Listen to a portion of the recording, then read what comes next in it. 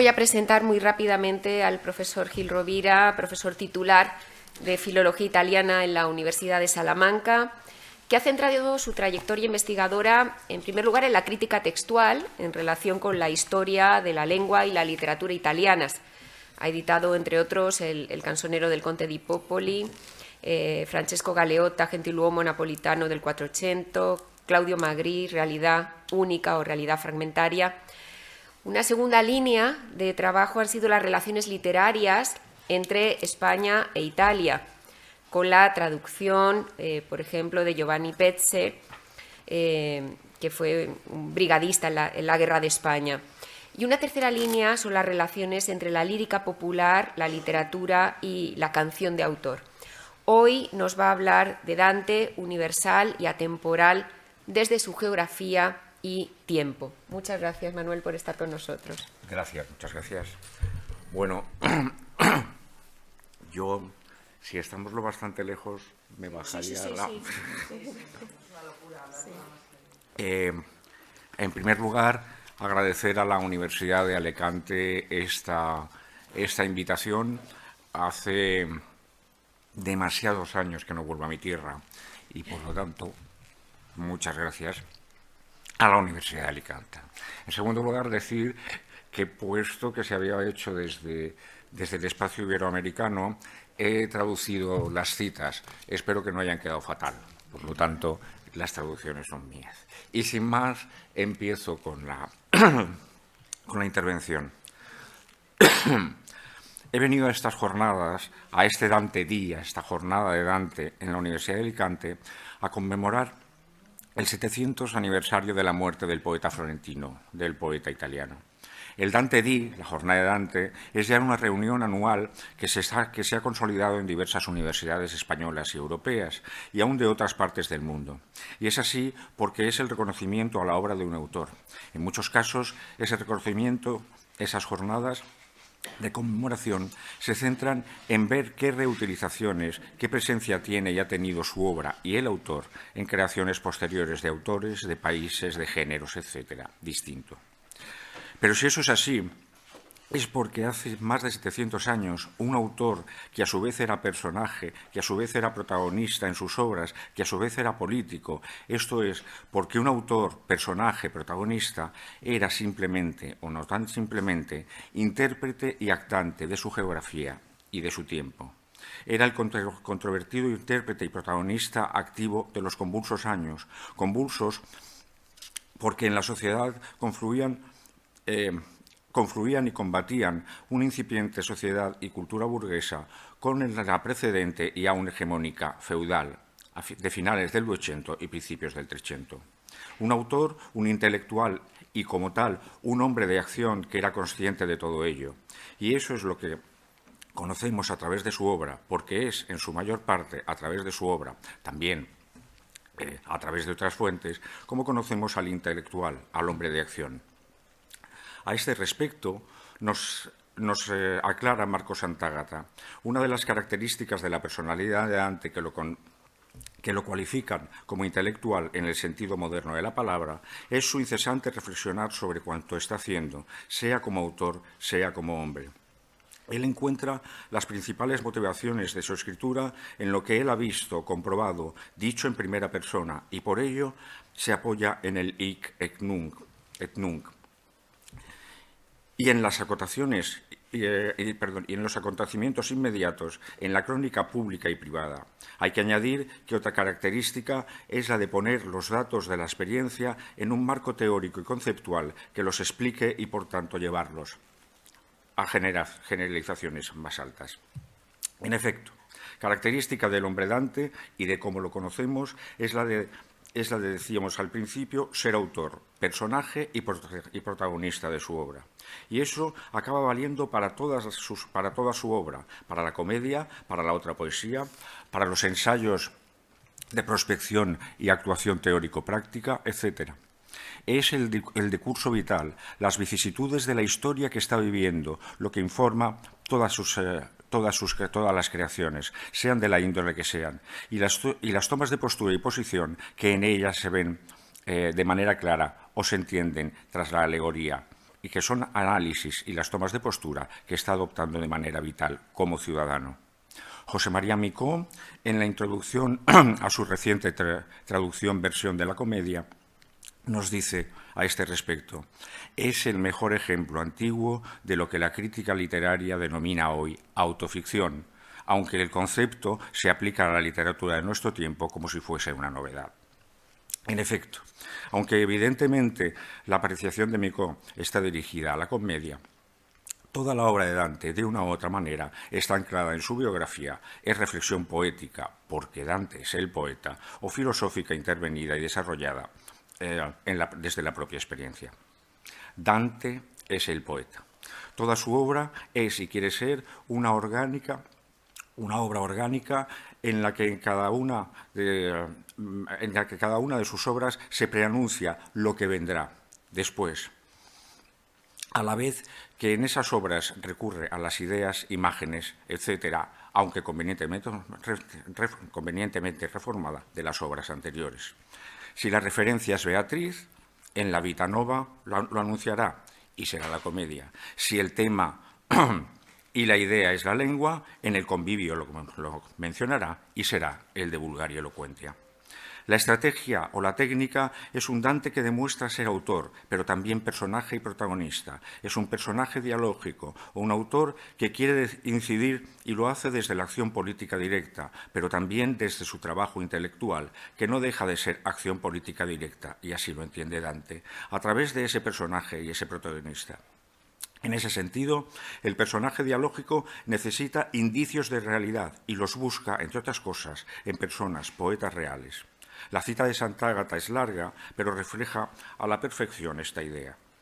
La necesidad de hablarle a interlocutores de carne y hueso, o en cualquier caso a un público cercano, es una de las características del Dante escritor. Cada texto suyo, desde el primer momento, fija un ambiente determinado. La Vita Nova, sus coetáneos de Florencia, con los que Dante comparte estilo de vida y concepción de literatura. La comedia, la familia de protectores y los sectores políticos con los que se va encontrando en su camino de exiliado. Incluso los tratados, veremos, no son una excepción. Hay que añadir que a veces parece como si él pidiera apoyo, incluso colaboración, a un interlocutor específico. En la Vita Nova era Guido Cavalcanti, en el de Vulgari es Cino da Pistoia. Toda la obra, toda la acción de la persona ciudadano, del personaje, del protagonista, es intervención, es compromiso. Y eso es lo que le ha comprometido desde el principio, en controvertido sucesivamente a lo largo de la historia y, por ende, protagonista permanente. En definitiva, eso es lo que nos trae hoy aquí. En todo momento estamos en acción política. Toda su vida es acción política dentro de una realidad italiana que inicialmente y grosso modo gira en torno a la división entre güelfos y gibellinos, que se complicará aún más con la división entre güelfos blancos y negros, que se iniciará con un Dante güelfo y que se alargará con un Dante fundamentalmente exiliado, pendiente siempre de la realidad política circundante, evidentemente de su realidad personal, en sus intentos y expectativas de volver a Florencia. Y cuando pierde las esperanzas de esa posibilidad, refuerza el ser consciente de su función, la del intelectual de referencia de la Liga de los Exiliados. Y es que Dante sabe, entiende, es el poeta.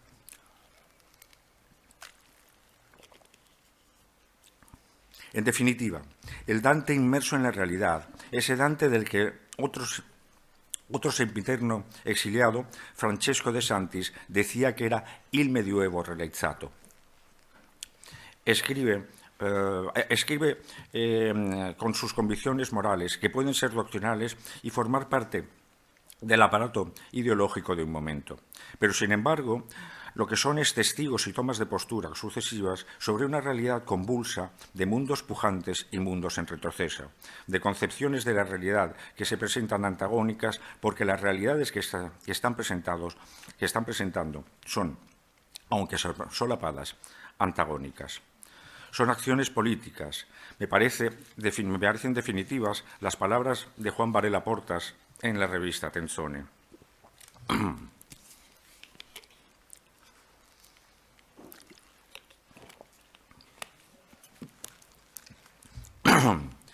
Un determinado acercamiento a la obra dantiana que se centre exclusivamente en la profundización de las fuentes, de las ideas y pasajes, así como en la tradición de los motivos heredados, sin perjuicio del indudable enriquecimiento que producen el conocimiento de los textos, puede llegar a tener el defecto de hacer creer que las canciones tienen como origen y razón de ser no más que un diálogo con la tradición literaria y filosófica, descuidando su motivación inicial de provocar efectos concretos en el mundo social y político que las vio nacer y para el que estaban escritas.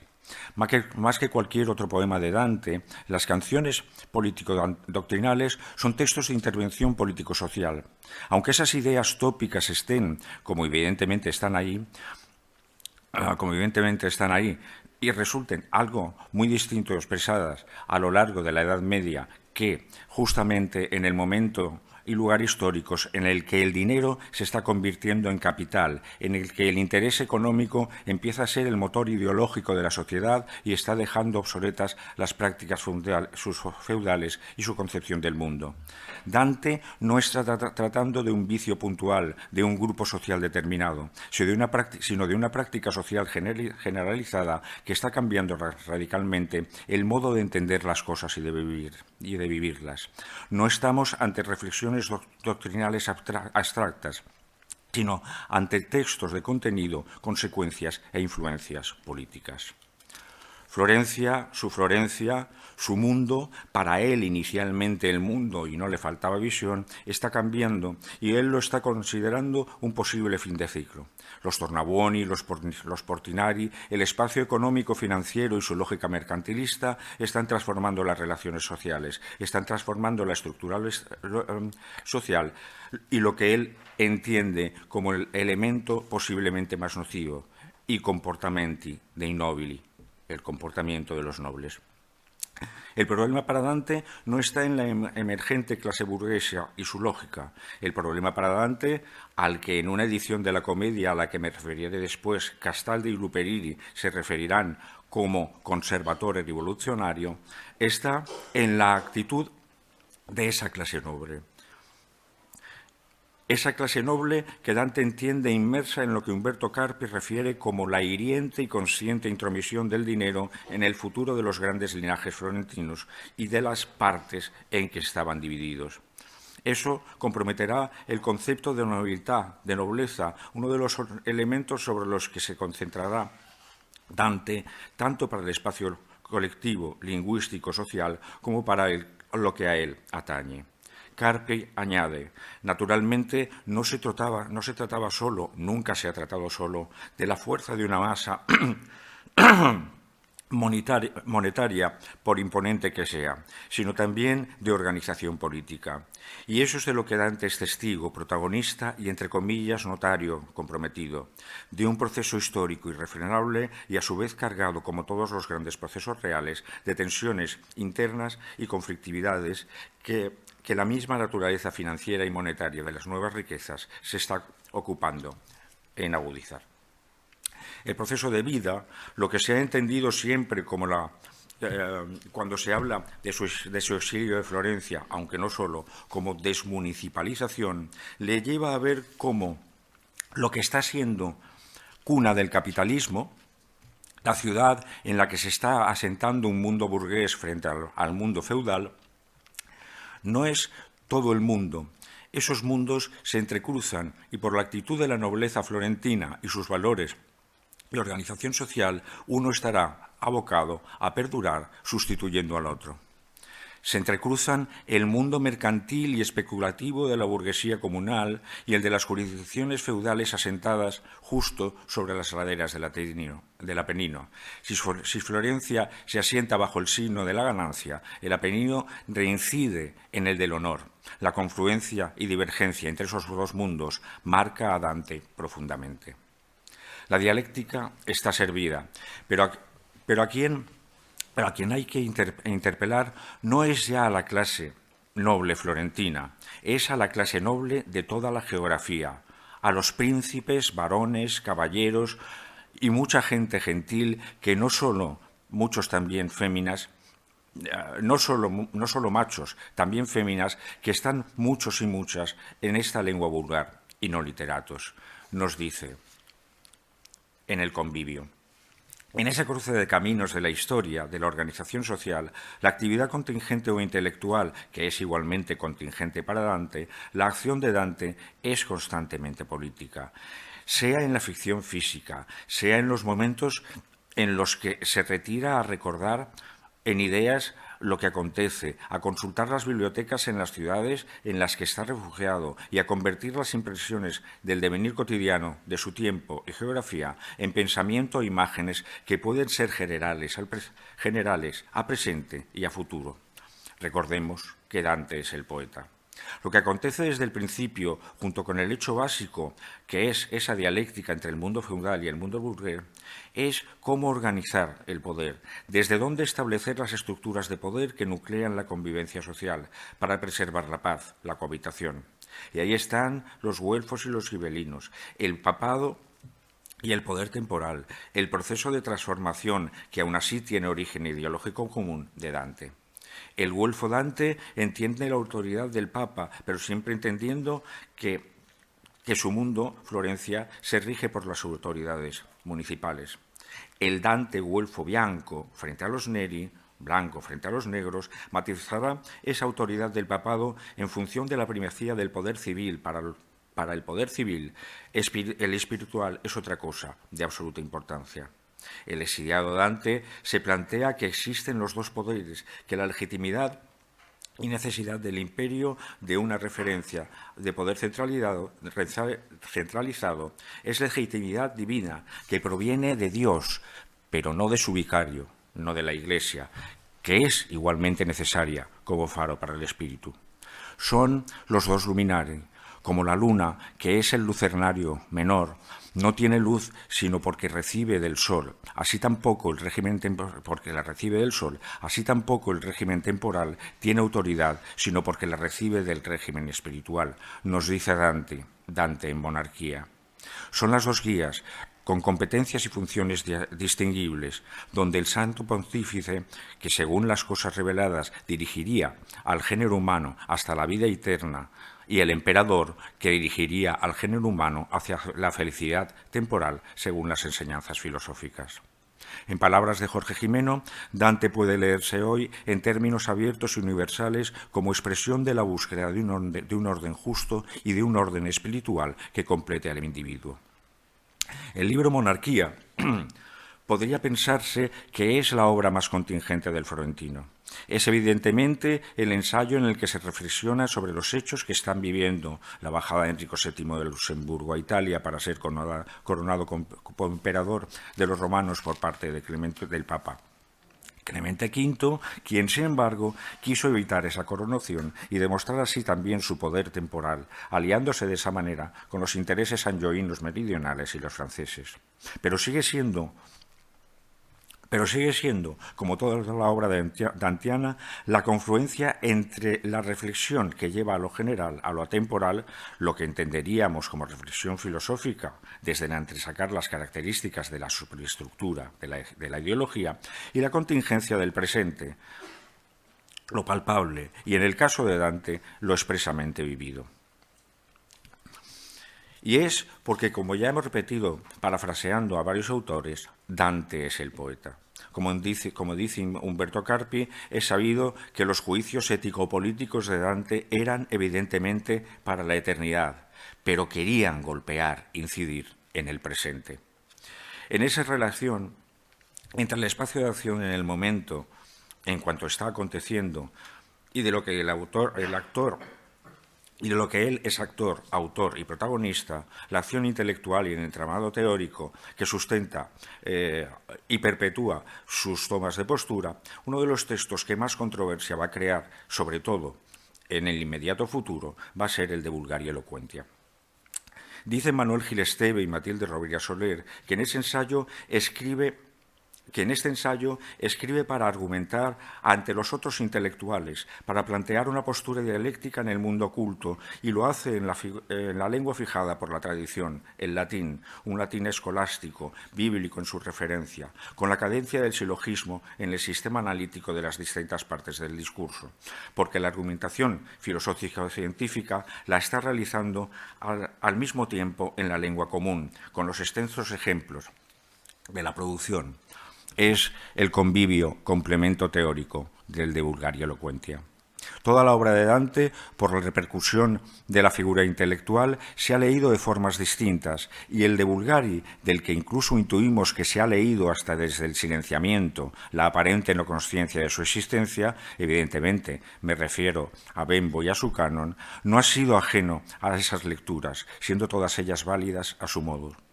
El De Vulgari es ese tratado en latín sobre cómo y desde dónde estabilizar la lengua común, la no latina, pues observa que el latín, lengua coetánea a los vulgares, ya no es la lengua de comunicación entre la población, se pertenezca a la clase social a la que se pertenezca. En definitiva, cómo estabilizar y desde dónde estabilizar un volgare illustre aulico curiale. El De Vulgari ha tenido infinitud de lecturas y se ha leído desde muchas perspectivas. Hasta se pensó y escondió por cuanto podía implicar política y lingüísticamente, dada la solidez intelectual y pública del autor. El De Vulgari se ha leído como un tratado de retórica desde la poesía, por cuanto Dante incluye los ejemplos de poetas en vulgar precedentes y coetáneos, incluido el mismo, el amigo chino de Pistoia, etc., y los clasifica y califica. No deja de serlo, pero entendiendo que de lo que se trata es de hablar de lengua y que hasta iniciado el siglo XX la cuestión de la lengua, la discusión sobre la lengua, es indisociable de la cuestión literaria, de la autoritas, de la cuestión del canon.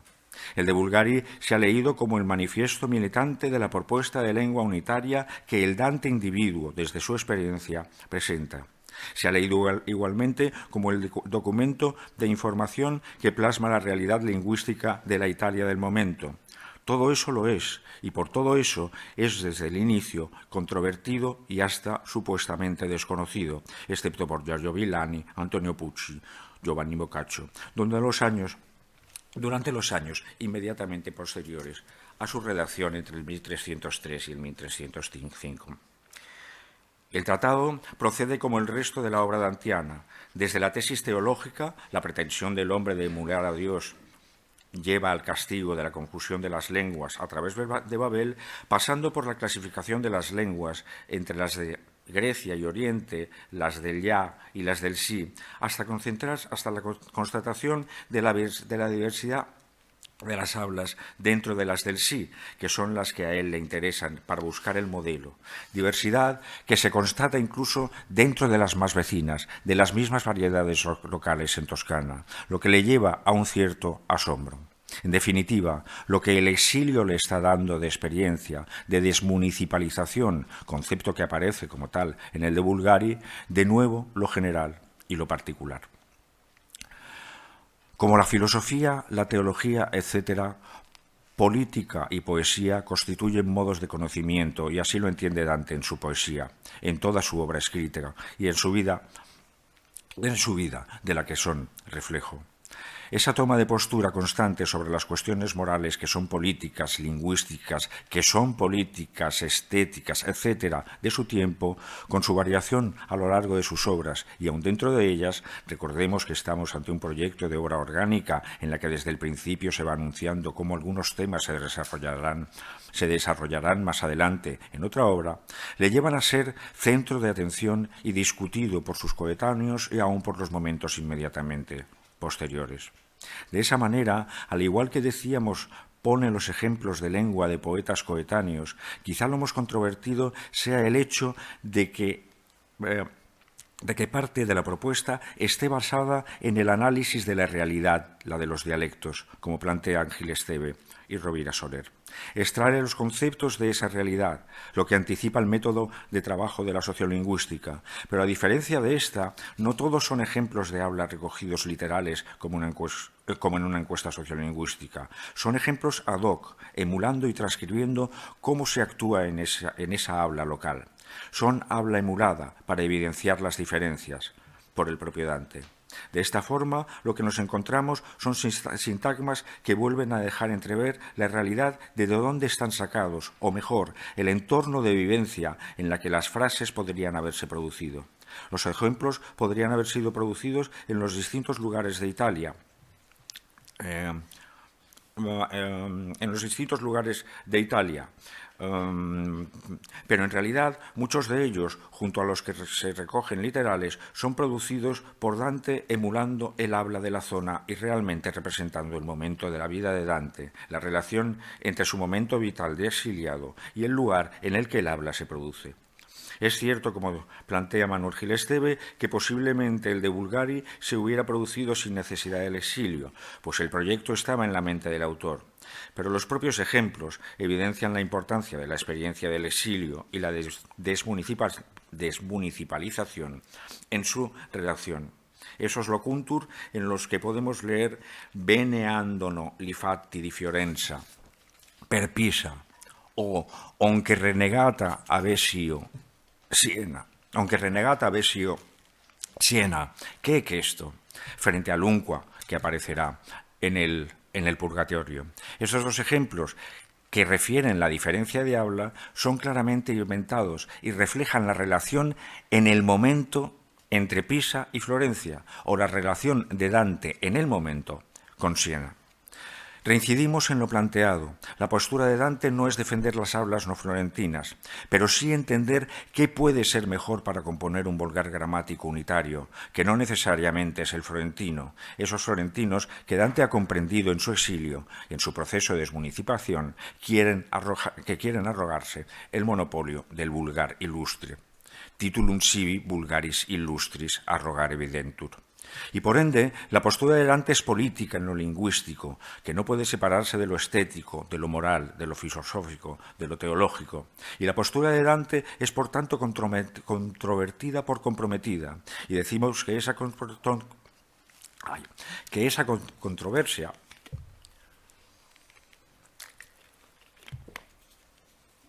se está produciendo, como es evidente, en la vida del poeta. Se está produciendo inmediatamente después, a lo largo de los siglos venideros, con hitos importantes que ahora veremos y nos lo trae hasta hoy.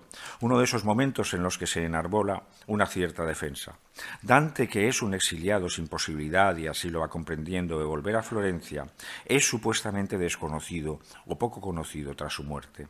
Y Dante es el intelectual controvertido, el intelectual que hoy en Rávena tiene unos anuncios que rezan «Zona di silencio», tomba di Dante, en las calles que dan acceso al lugar donde está enterrado. El intelectual que ha soportado demasiadas actualidades relativas, entre otras la nacional aún vigente, ya que en Italia Dante es un tótem, un protector de la tribu, más que Leonardo o Miguel Ángel, que Petrarca, Boccaccio, que Leopardi o Manzoni, como nos dice Jorge Jimeno.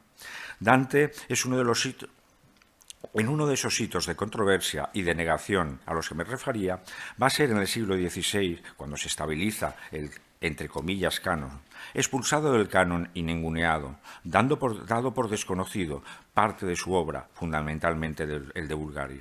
Evidentemente me estoy refiriendo a Pietro Bembo y sus prose de la vulgar lingua, que inaugurarán oficialmente lo que se ha llamado cuestión de la lengua y oficializarán durante mucho tiempo lo que será el canon lingüístico y literario. Bembo, en su disertación sobre la lengua, finge no conocer el de Vulgaria Elocuentia, o por lo menos lo ignora. los intelectuales de su época lo conocen. El de Bulgari es una obra, la exposición de lo que hoy llamaríamos una investigación lo suficientemente comprometedora como para preferir ignorarla y no darle pábulo a la hora de proponer el vulgar de prestigio, el vulgar hegemónico, si lo que políticamente se quiere es proponer el vulgar de Florencia utilizando la autoritas de Petrarca. Pero el intelectual, el poeta Dante, no puede ser borrado. No puede ser tachada tampoco su comedia. Hay que combatirla, y perdonen la expresión, combatirle.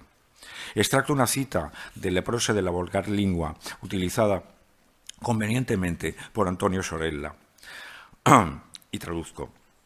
Para poder de cualquier cosa escribir que le viniera en gana, aunque fuere poco adecuada o inapropiada para tratarse en el verso, recurrentemente las latinas voces a menudo, las extranjeras que no han sido por la toscana recibidas, en otros momentos las viejas del todo trasnochadas, a veces las no usadas y toscas, otras las inmundas y feas, otras las ásperas usando, y hacia el encuentro de las puras y gentiles voces, cambiándolas y desgastándolas, a veces sin tiento o regla formándolas o fingiéndolas, ha obrado de tal manera que se puede su comedia claramente asemejar a un bello y espacioso campo de cultivo y de hierbas estériles y dañosas mezclado.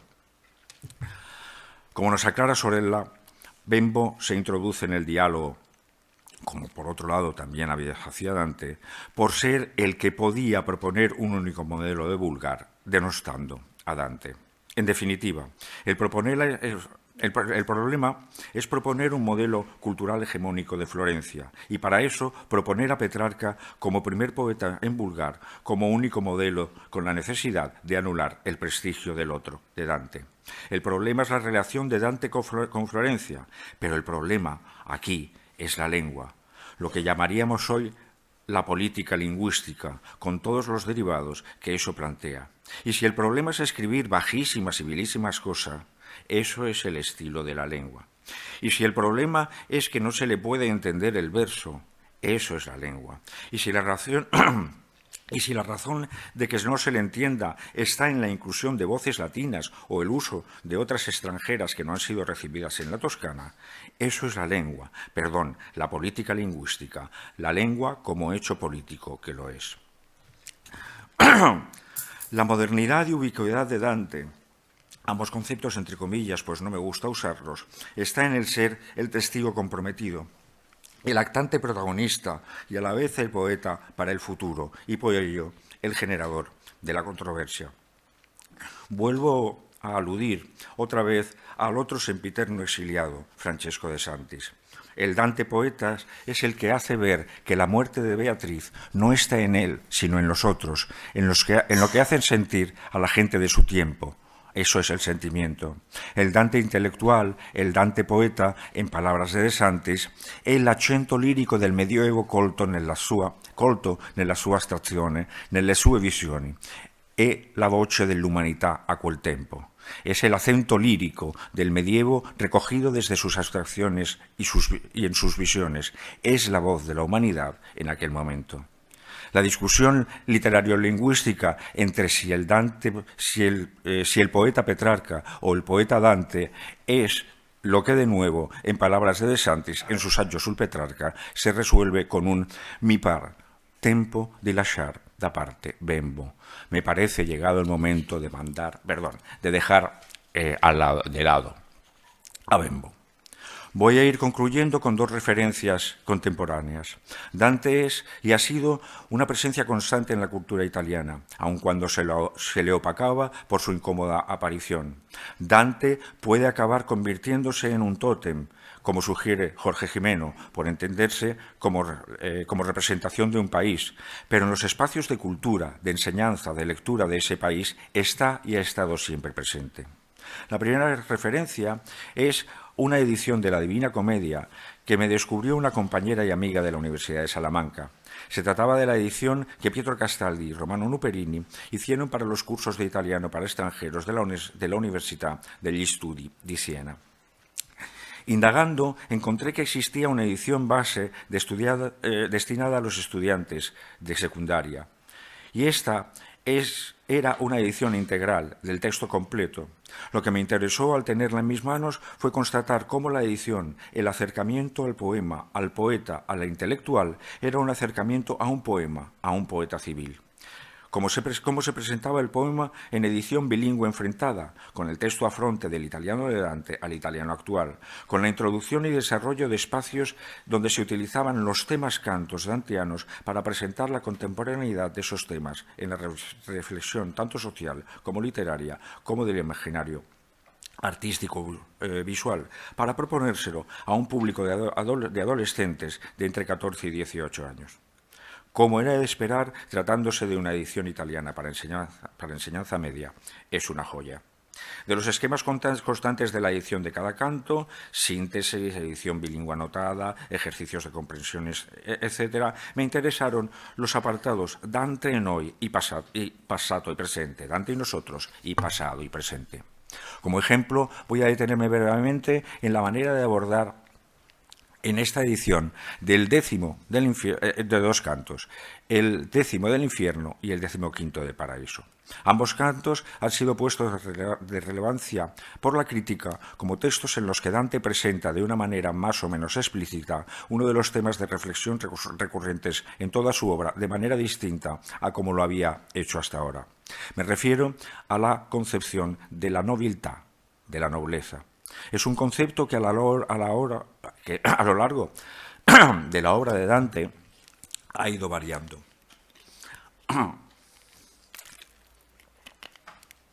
Ha tratado de describirlo tal y como parece que se ha ido entendiendo y malentendiendo en los distintos momentos de la realidad social circundante. Nobleza podía ser de sangre, de linaje, podría ser nobleza de espíritu, de actuación, de conducta. Era en muchos casos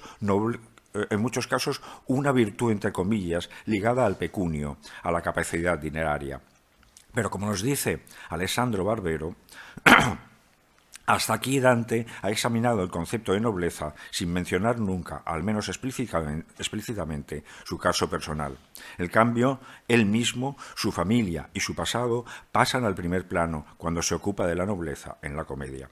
En el canto 10º del infierno, el personaje central, el interlocutor fundamental de Dante y Virgilio, es Farinata degli Uberti, quien, según deja entrever Dante, conocía muy bien a los antepasados del poeta, su linaje. En el 15º del paraíso, el personaje central será Cacciaguida, que se presenta como padre de Alighiero, el vértice del linaje de los Alighieri y bisabuelo de Dante. Cacciaguida es el tatarabuelo de Dante y es además noble por haber muerto como caballero luchando en la cruzada.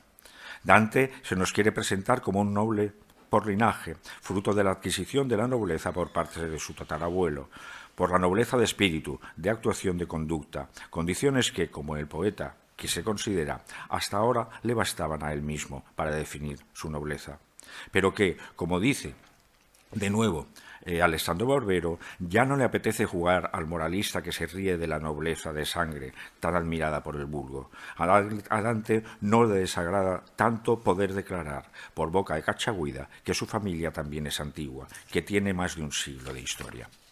El tema de la nobleza aparece tangencial en el canto 10º del infierno, es centrar en el 15º del paraíso. El tema de la nobleza es un tema que ha estado presente en todas las obras de Dante como elemento de descripción de la sociedad en la que vive y de su estructura social. El tema de la nobleza como determinante de la estructura social, tanto fáctica como desde la percepción que se tiene desde la propia sociedad, es perfectamente prescindible en nuestro tiempo. De facto, no se define, o casi, las relaciones sociales en nuestro tiempo. No define, las relaciones sociales en nuestro tiempo. ¿Cómo se desarrollarán entonces los capítulos, las unidades en las que se abordan estos cantos? Con la nobleza sí, la que representan los ideales civiles. En el canto 10º del infierno, y lo refiero desde la síntesis resumen que abre el capítulo, aparte de la interlocución que tiene con Cavalcanti, padre de su amigo Guido Cavalcanti, el elemento central es el diálogo con Farinata, dirigente ghibellino de generaciones precedentes. Y como dice la síntesis, Dante pertenece a la parte güelfa contraria a Farinata. Este, aún imbuido por su pasión política a la que dedicó toda intensamente su vida, se enfrenta a Dante como un rival y ataca a su familia y a los güelfos. En la estructura que tienen los capítulos que ya hemos reseñado, encontramos el apartado Dante en hoy, que en este lleva el subtítulo de Equilibri difficili tra passioni pubbliche e private, equilibrios difíciles entre pasiones públicas y privadas. Entresaco algunos fragmentos de la lectura que se hace del canto. Farinata, como ya hemos dicho, ghibellino acérrimo, tenía a ojos de Dante güelfo 3 cualidades que lo convertían en interesante y afines a él. Un compromiso político serio e intransigente, la posición favorable al emperador y contraria a la injerencia de la Iglesia, y la desdicha del exilio. Un poco más adelante leemos: el mensaje que Dante transmite a sus lectores y a nosotros es muy claro. El compromiso civil y político es quizá el aspecto más noble de la actividad humana. Visto este contenido, en el apartado pasado presente, en este caso con el subtítulo Las razones y los riesgos del compromiso, los autores de esta edición de la Commedia van a establecer un paralelo con Bertolt Brecht y su poema, lo cito en italiano como aparece en la edición, Lode al dubbio, loda a la duda, para decir que, aún así, quiere ser incluso una invitación a tomar partido, a no renunciar a la posibilidad de creer y combatir por aquello que creemos justo. La página siguiente serán al hilo del capítulo las imágenes comentadas de los cuadros, cito con el nombre en el que aparece en la edición, La libertà guida al popolo de Delacroix, I funerali di Togliatti de Renato Guttuso e il quinto stato de Giuseppe Pellizza di Volpedo, el que todos conocemos como el cartel de la película Novecento. En el otro capítulo que quiero reseñar, el Paraíso XV, la edición de Castaldi nos presenta que los personajes encontrados son, junto a Beatrice, estamos en el Círculo de las Almas Felices, Cacciaguida, quien cuenta a Dante su propia muerte, la de Cacciaguida como mártir de Tierra Santa, acaecida mientras combatía contra los musulmanes para la liberación del Santo Sepulcro. Esto es lo que lleva a Dante a convertirse en noble, a tener esa estirpe noble. Salto un poco en el apartado de Antenoi, esta vez dedicado a recuperar el pasado para construir el futuro. Se aborda, por un lado, cómo Dante reelabora el pasado también en función de sus propios intereses, y por otro, cómo la idealización puede tener 2 caras. Puede ser el movimiento regresivo de rechazo de lo nuevo, típico de ciertos ancianos, y puede contener un deseo de futuro. Para Dante, que une en sí las características del conservador y el revolucionario, son ambas cosas.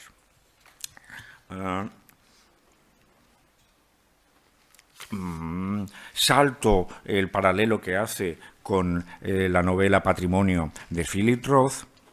Salto también los cuadros a los que hace referencia.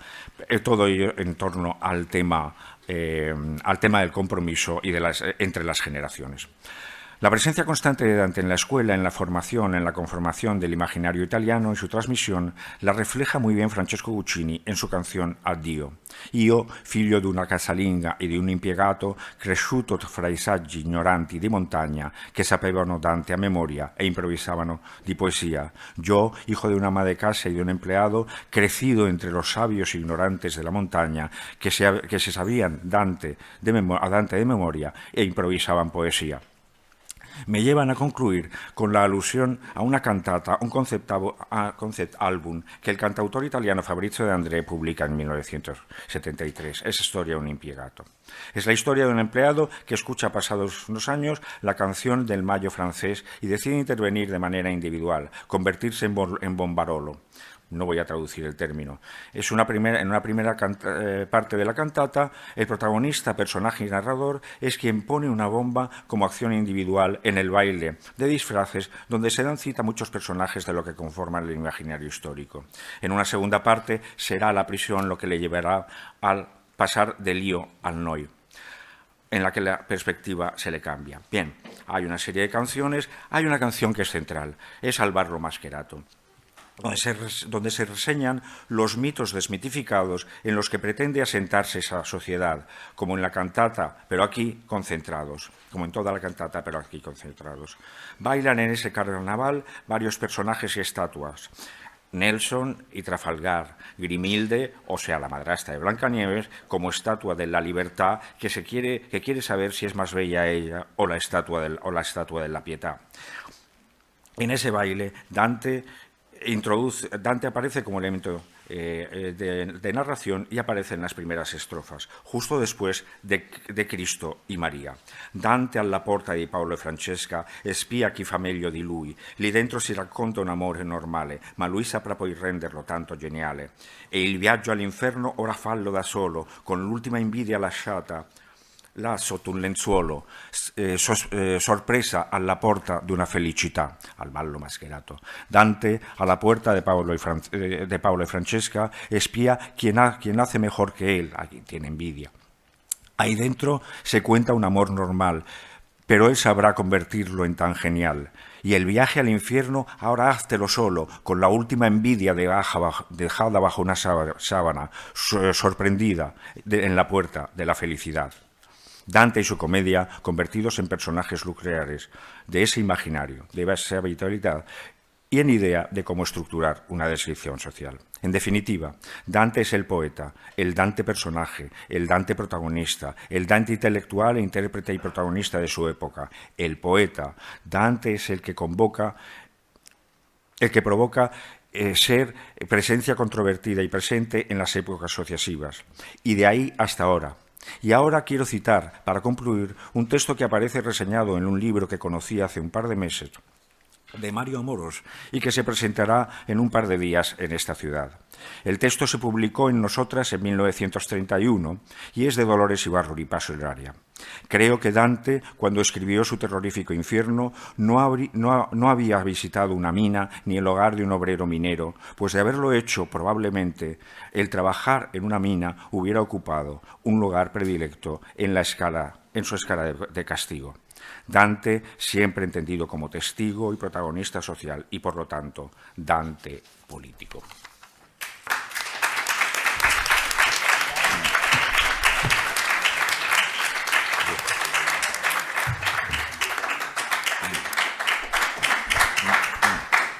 Muchas gracias, Manuel, por esta visión general de la obra de Dante que nos lleva también concretamente a la Divina Comedia, por esta imagen del Dante político, este hombre de acción para el que la poesía es también una forma de compromiso.